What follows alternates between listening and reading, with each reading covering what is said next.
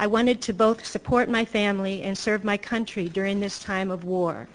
Since I was too old to enlist, I was thrilled to discover that I could try to help the military by working for Halliburton.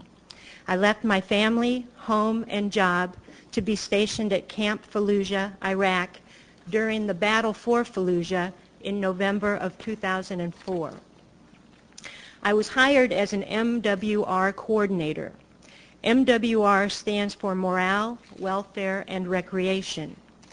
MWR facilities organize recreational activities for off-duty troops. I became the camp mom to many of the troops while I was there, and that meant a great deal to me.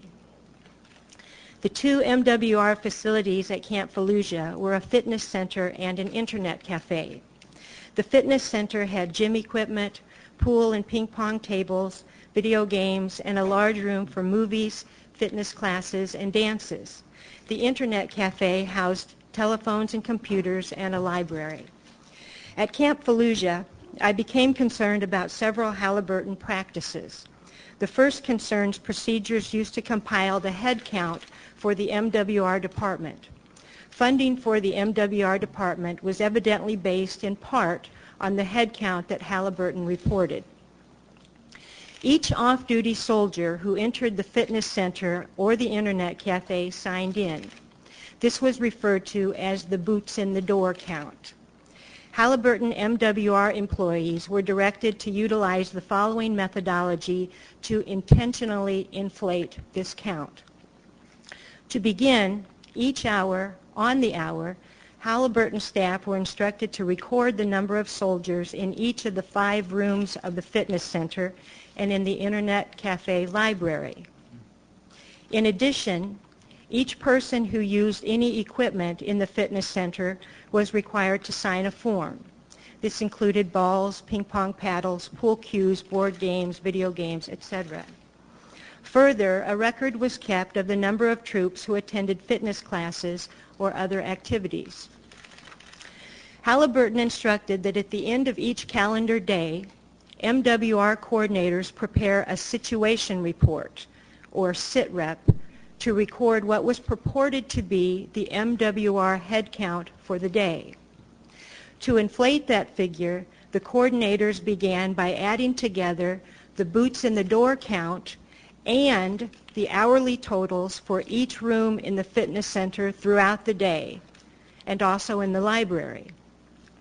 For example, I was present in Iraq on February 27, 2005, when the boots in the door count at the MWR facility in Fallujah was about 330 troops. The hourly count that day for each room was over 1,300. These totals were then combined for a fitness center head count in excess of 1,600, or 5 times the actual number of troops that had come into the facility that day. Next, Halliburton would often add the number of troops who attended a fitness class or activity, although each person had already been counted when he or she came in the door, and again during the hourly head counts. On top of that, often they would also add the total number of equipment items that were checked out that day. Sometimes they would even add the number of towels checked out by the troops. One day in February 2005, for example, 179 towels were added to the MWR head count. One day in January 2005, they added 240 bottles of water used by the troops that day in the MWR head count.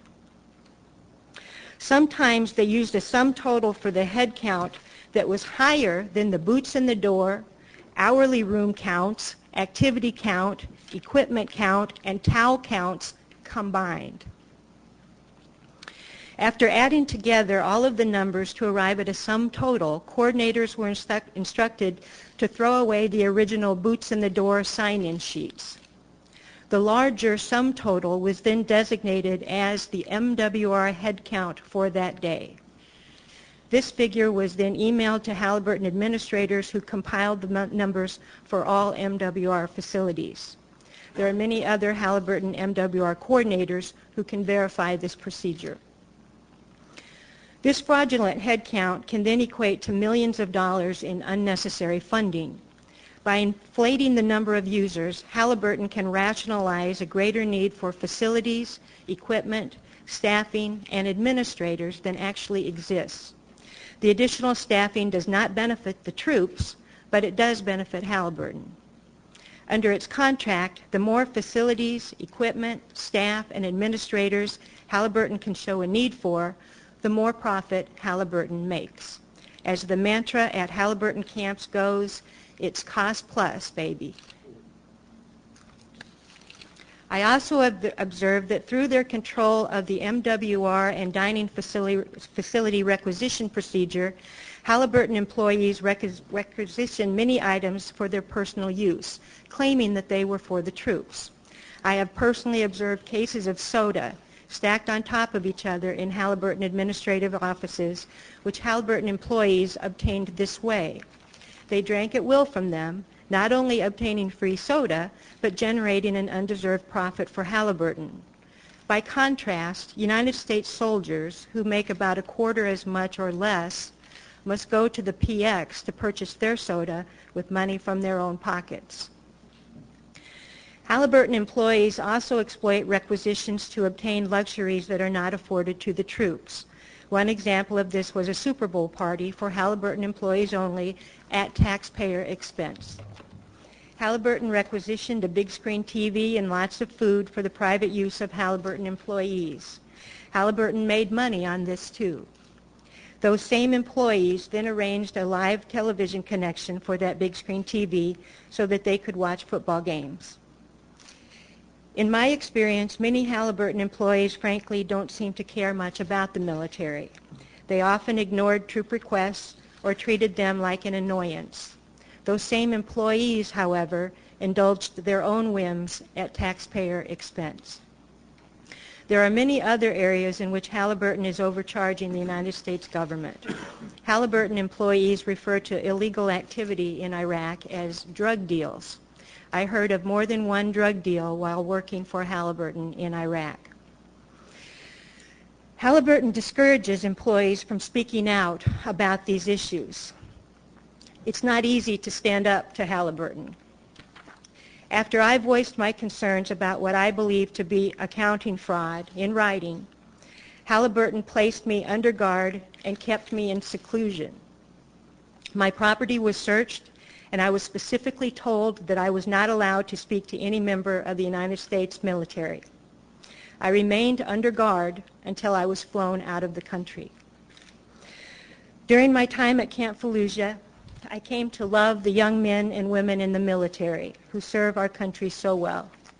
It was an honor for me to help them in any way.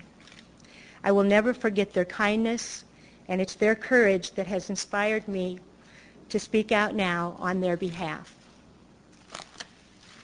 I hope that this information is helpful to you and that the government will investigate these issues. Thank you again for this opportunity.